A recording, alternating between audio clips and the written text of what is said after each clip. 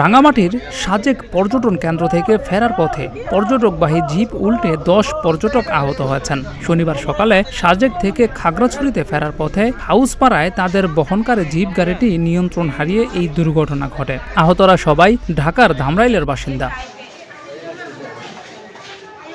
দুর্ঘটনায় আহতরা হচ্ছেন মোহাম্মদ নাইম, মোহাম্মদ নীরব, মোহাম্মদ হৃদয়, মোহাম্মদ ইসরাফিল, মোহাম্মদ সোহেল, মোহাম্মদ উজ্জ্বল, মোহাম্মদ শাকিল, মোহাম্মদ আরমান, মোহাম্মদ সাইফুল, মোহাম্মদ জাকির হোসেন, মোহাম্মদ মোলায়েম।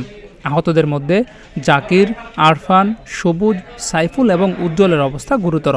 এর মধ্যে মোহাম্মদ উজ্জ্বলের অবস্থা বেশি আশঙ্কাজনক হওয়ায় তাকে চট্টগ্রাম মেডিকেল কলেজে রেফার করা হয়েছে।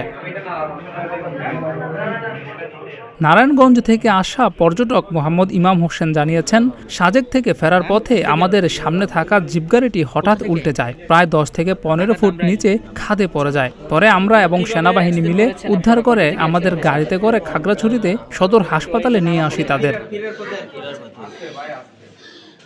খাগড়াছড়ির সদর থানার অফিসার ইনচার্জ মোহাম্মদ আব্দুল বাতেন মৃধা বলেন, সাজেক থেকে খাগড়াছড়ি আসার পথে একটি পর্যটকবাহী পিকআপ দুর্ঘটনায় কবলিত হয়।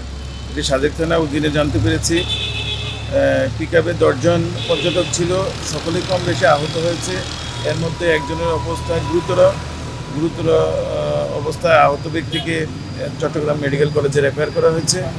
অন্যান্যদের অবস্থা এখন স্থিতিশীল। আমরা সংঘটিত দুর্ঘটনায় আহত ব্যক্তিদের দেখে এসেছি এবং তাদের খোঁজখবর নিয়ে এসেছি। খাগড়াছড়ি আধুনিক সদর হাসপাতালের আবাসিক medical officer doctor ripple Bappi জানান, সাজেক থেকে 10 জন রোগী আহত হয়ে আমাদের হাসপাতালে ইমার্জেন্সিতে মাত্র আসলো কিছুক্ষণ আগে। তো আমাদের ডাক্তার দেখেছে, দেখার পরে তার মধ্যে একজনকে একটু গুরুতর আহত মনে হচ্ছে। তাকে আমরা রেফার করে দেবো বলে চিন্তাভাবনার মধ্যে রয়েছে। বাকিগুলোর ক্ষেত্রে বাকি 3 জনের হচ্ছে হালকা মৃদু, বাকিগুলো আরও মৃদু। তো বাকিগুলোর ক্ষেত্রে এখানে চিকিৎসা করা সম্ভব। জিয়াউর রহমান, প্রতিদিনের বাংলাদেশ।